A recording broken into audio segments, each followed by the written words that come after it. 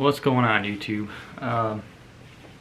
No, this isn't the unboxing video, although I am getting to it. They're right here. So after this video, why is this? Hang on a second.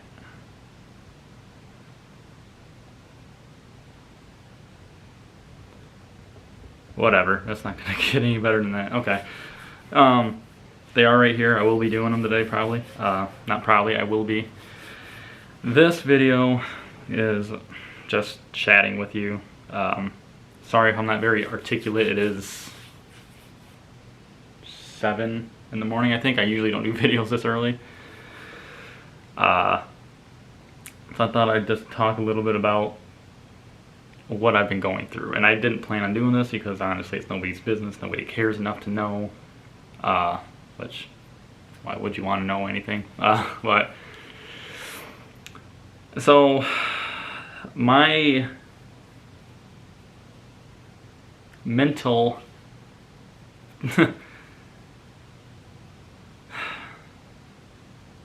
status has been on the decline for a few years now, and it pretty much started back in 2000. I don't know, 17, 18, somewhere in there, with all these deaths that started happening. I didn't really think affected me until after going what I just went through. You know, I connect more deeply and emotionally to animals, so dogs, than I do people. So that's what started it. My parents lost one of their friends that lived 2 houses down the street. She was an older lady. They helped her all the time. She was a really cool old lady. She died. They inherited her dog, little like poodle looking thing named Brandy. She ended up dying. And then my parents' dog Sydney, which we got her 2000, I don't know what year it was. 7 maybe? 2008? She died in, I believe, 2017 or 2018. So that one hurt. My mom told me a story about my dad when that was happening, when their dog got sick, and he would stay out, like, he stayed out 3 nights in a row and laid on the floor with her. I was like, man, that's the kind of person Dad was. He was a sweetheart. Their dog died, and then here's where it really started going downhill. My grandpa died. He had cancer, and I think the treatment got rid of the cancer, and he had to go back because of complications or something. And then while he was in the hospital or wherever he was at, as it goes, you don't move around, you get pneumonia. He died. And then that whole ordeal with him, and there was no funeral. There was nothing. He was cremated, and then his druggy alcoholic kids, I don't know exactly what happened. I don't know if they fought over the ashes or nobody wanted them. I don't remember what happened, but you know, that's sad. That just shows you what type of family, kind of families out there, I guess. That not everyone cares about you unless there's money involved, and then that's even still not caring about you. They'll like to pretend they do, but it's just about the money. After my grandpa died, my other grandpa, my mom's side, died. I wish I would have got to see him more. He was kind and sweet, and just the way his wife, I don't call her my grandma because it was technically my uncle, my mom's uncle, that adopted my mom with this Lena lady, so it was her aunt and uncle. So But the way she treated my mom growing up and the way she treated him, he could never, he never knew how to read, and she never would teach him because she thought that if he would learn to read, then he would leave her, and so she kept him stupid. And she was just a very evil person. So my grandpa died, and then a few months later, Lena, his wife, died. I felt nothing at that funeral. The last time I seen her prior to the funeral was 2010 maybe. I don't remember. So after she passed, we're trying to get the house cleaned up and get ready to sell it. And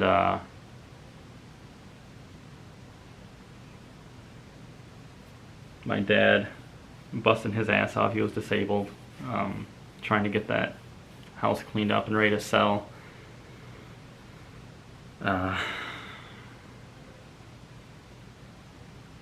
All the while not knowing how sick he was.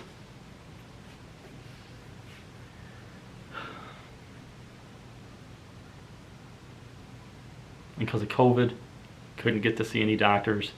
Everything had to be through like Zoom or whatever. And they kept telling him like, oh, it's just allergies. How can you diagnose somebody with allergies if you're not there physically examining him? I feel like I feel like I should have done more. Looking back at it, there was just too many signs and symptoms that didn't make sense. The sun's coming in. Sorry, this lighting's off.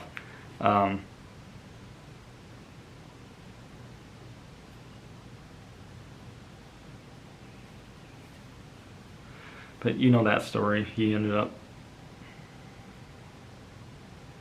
passing away.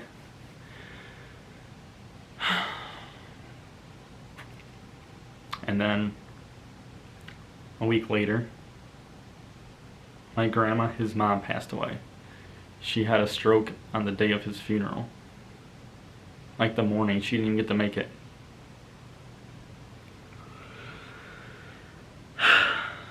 And so losing my dad, my mentalness just really took a turn for the worse. I didn't know what to do. I felt like I needed to get out of anything that I was involved with, relationships, the place I was staying at. I just got this sense of mortality is fucking real and I need to do something. And me and Jen broke up. I got my own place. Thought I wanted to, which I did. I always wanted to experience the, hang on a second.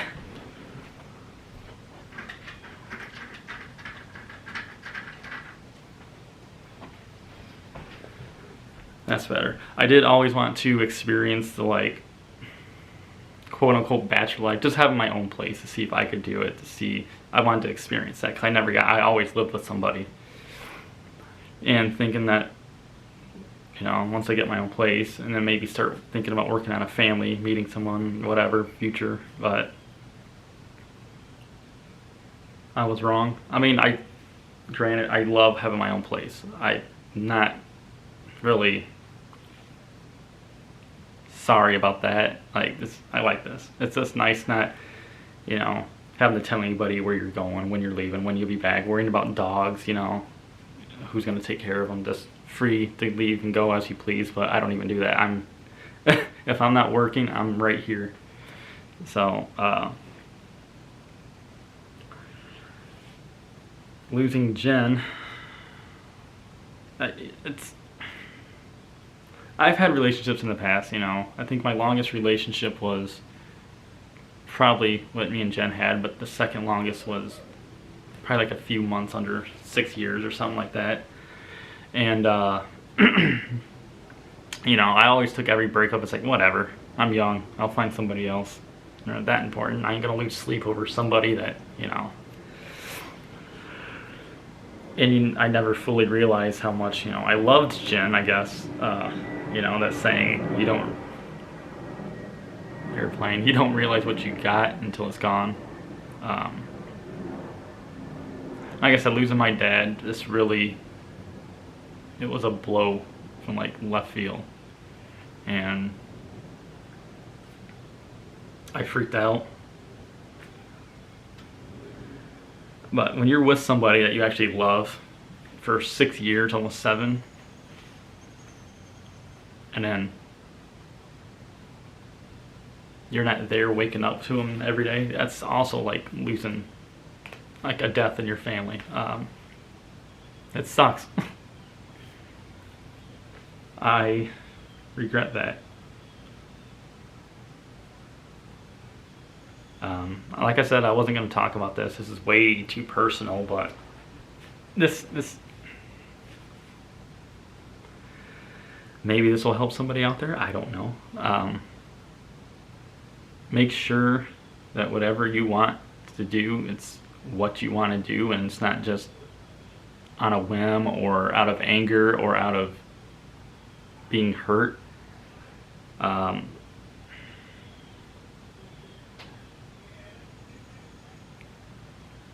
We all have emotions, obviously, and we all act on them differently. Just make sure when you act on them, you're not hurting someone else or yourself.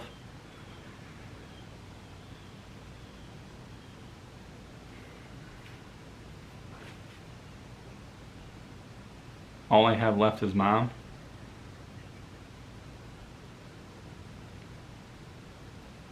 And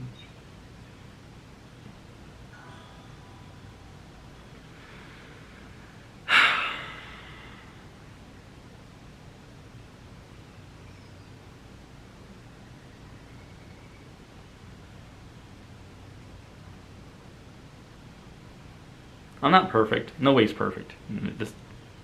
There's no such thing as perfect. You can try your hardest to be perfect, but it'll never happen. We're all human. We all make mistakes. I'm man enough to say I made a mistake. But now, this is where you have to live with your mistakes and try to learn from it. And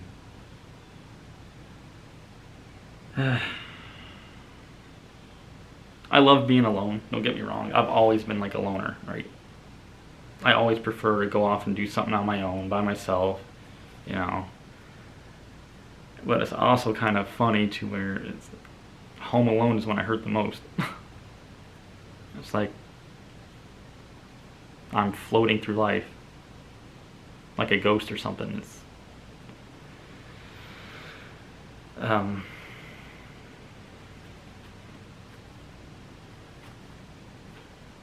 every day's the same.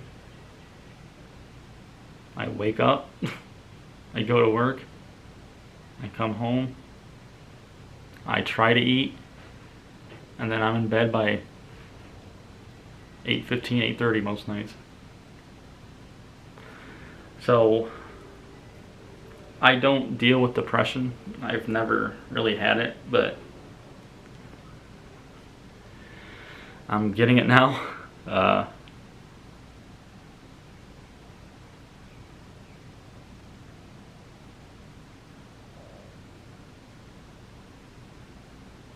You know, there's no manual, there's no instruction booklet to life. We're all here trying to do the best we can until we die. And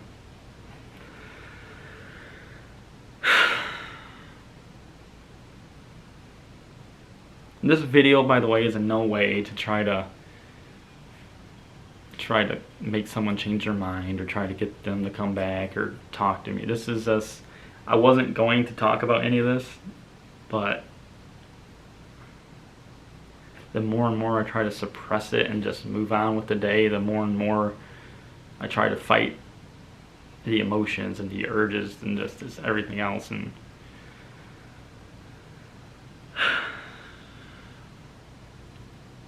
the part that worries me now is how bad will this depression get? Am I going to end up hurting myself? What's going to happen? I like to think I have more self-control than that, but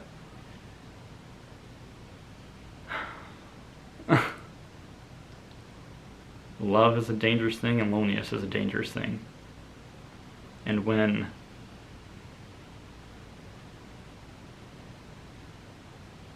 you turn to one without the other, and then the loneliness is all you have, that quickly becomes your enemy. And definitely have a void that's never going to be filled. You know, I lost 2 people that I love more than anything in this world. And one of them was my fault, yes, but it still doesn't. It still applies that I lost 2 people that I really loved and won't ever get them back. You know, and it's, I'm not trying to sound selfish, like, what happened happened. You know, I wish them the best in their life and hope they're happy, and